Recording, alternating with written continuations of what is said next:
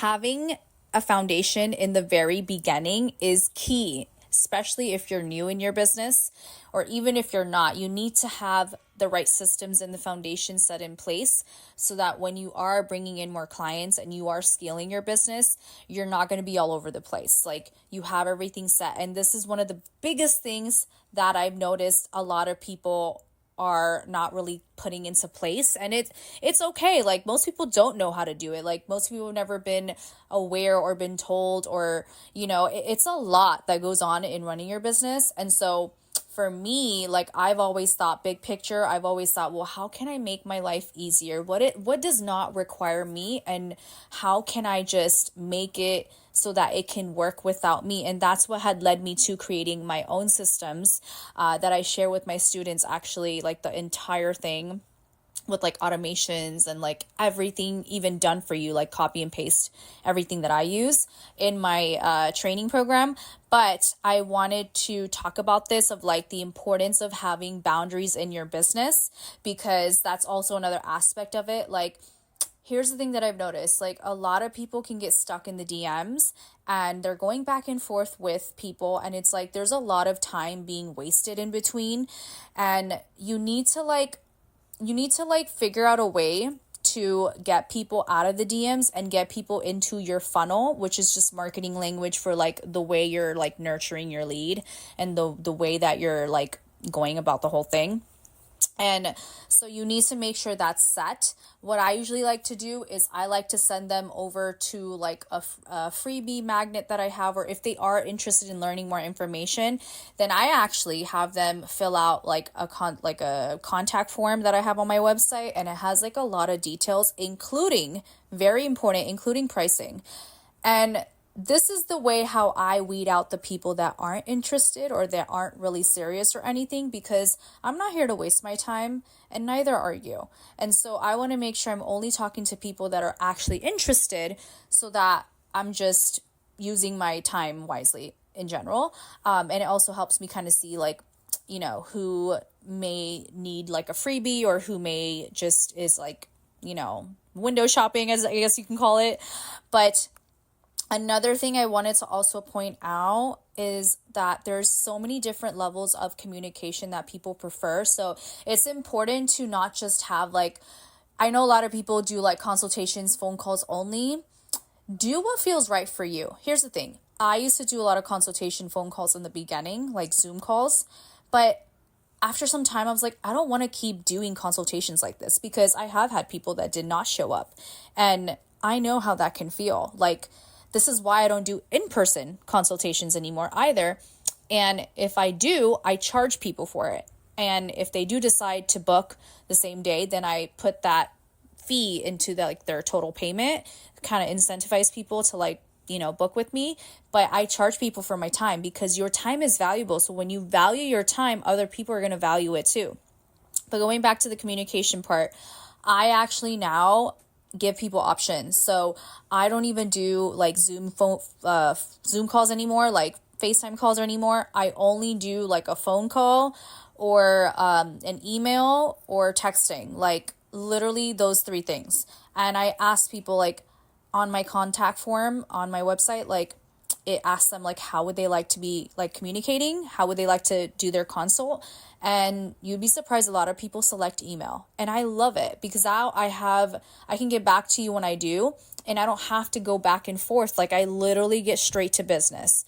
And I've booked people through just that. Like, I've never seen their face, we've never talked, and I've booked people through that way. So be open to the way that you set the boundaries and the way that you communicate with people, because at the end of the day, it's your business. You are in charge, and people are going to communicate with you, and people are going to do business with you in the way that you tell them to, in the way that you show them to.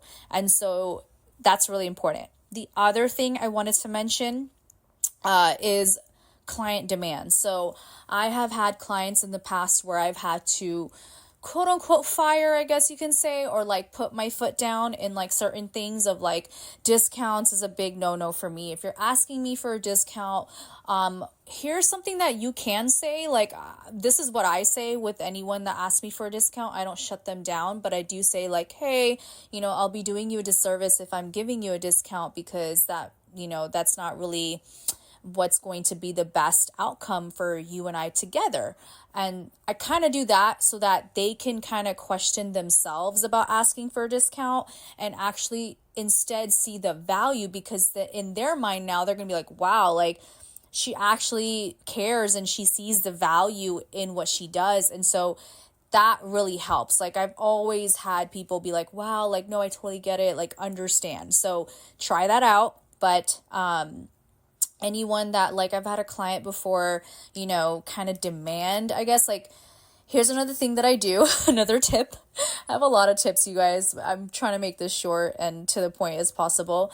So I have an app that I use that I share like inside my course with my students, along with many other fucking apps. There's so many things, which is super beneficial, but it basically gives you a deadline of a quote. Like basically like I have a 3-month deadline of a quote that I give out to people, and this protects my pricing, and it also creates a sense of urgency for people that are on the fence that want to book. And so I had a client, out-of-state client, because I do get clients that fly in, and she was like saying, here's what we can do. Like she was basically like demanding in a way, like, here's what I need from you, like here's what we need to do. I need you to extend this quote because I'm planning on coming at this time. Now, me being me, it was a $3,000 quote. Okay. So she's ready to book, but she just needs, that time because she thinks that the price is going to go up. Right. And for me, I could have easily been like, yeah, sure. Cool. Like, cause it's $3,000. It doesn't really do much. Right. But I saw it as already a red flag client. And here's why. If someone is being that demanding already of me, then I can only imagine like how they would be during the treatment, after the treatment, just my communication with them in general. And so these are the things that you do want to become aware of when you decide on, the type of clients that you do want to take on. Because of course we want a lot of clients, as many clients as we can get, right? But when you honor your energy and your time, and you value what you do, and you want to feel good about what you do and especially feeling good and enjoying the people that you're around and making sure that your values and your boundaries are honored, that is what makes the big difference. And so I'm okay with letting people know, hey, like I had let her know, I said, it's not fair for all my clients to be creating an exception for you. And so this is just what it is. You're more than welcome to book, because I do have people like put a deposit down to like book their appointment. I was like, you're more than welcome to book with your deposit. Put that down. And then if you do need to reschedule your date, you totally can with a 3-day notice, because that's like kind of like what I set up. But this is just what it is. And that's fine. Like I'm totally fine with it. And so this is something very, very important in setting boundaries in your business. And what I mean is that you show people how you want to do business, and you're going to be surprised the type of people that you attract, because the type of people that truly respect you and your business and the way you do business and like just you are going to understand. Big key, understand. So yeah.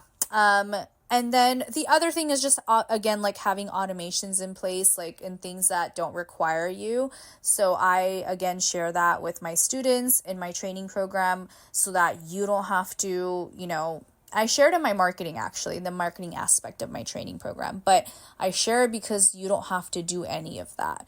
Like you don't have to figure it out like I did. I figured it out. I've tested it all out. I've created a whole like client acquisition funnel where you know exactly how to guide people from the inquiries to booking with you. So that is all done for you, but just know it's important to start thinking about that, because it's really going to help you in the long term when you're like scaling your business. And we all have busy lives, so we don't want to be doing all of these things ourselves in general. So you start now so that you can obviously manifest and bring that experience in, because you're already ready for it. You're calling it in. So I hope that helps you guys. And I'm so excited for the next episode, because it's going to be all about sales. We love sales. So I'm going to be sharing some of my favorite sales tips and how to sell without selling.